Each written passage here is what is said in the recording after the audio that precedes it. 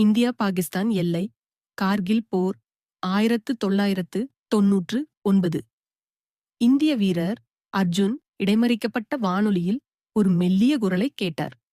அது பாகிஸ்தான் இராணுவ வானொலி. ஆபரேட்டரான ஜாரா காயமடைந்த தோழர்களை அமைதிப்படுத்த கவிதை வாசித்துக் கொண்டிருந்தார். அவளுடைய வார்த்தைகள் கட்டளைகள் அல்ல, அவை காதல், இழப்பு மற்றும் ஏக்கத்தின் வசனங்கள். நாளுக்கு நாள் அர்ஜுன் அவள் குரலில் ஈர்க்கப்பட்டு கேட்டான். ஒரு இரவு அவன் பேசினான்.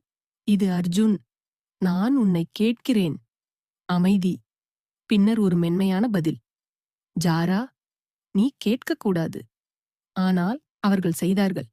ஒவ்வொரு இரவும் நம்பிக்கைகள், கனவுகள், பெயர்கள் மற்றும் எல்லைகளைத் தவிர எல்லாவற்றையும் பகிர்ந்து கொள்கிறார்கள். போர் முடிந்ததும் அமைதி தொடர்ந்தது. பல ஆண்டுகளுக்குப் பிறகு லாகூரில் நடந்த ஒரு அமைதி உச்சிமாநாட்டில் மொழிபெயர்ப்பாளர்களிடையே உள்ள குரலை அர்ஜுன் அடையாளம் கண்டுகொண்டார். அவர் ஜாரா என்று கிசுகிசுத்தார். அவள் திரும்பினாள், சிரித்தாள்.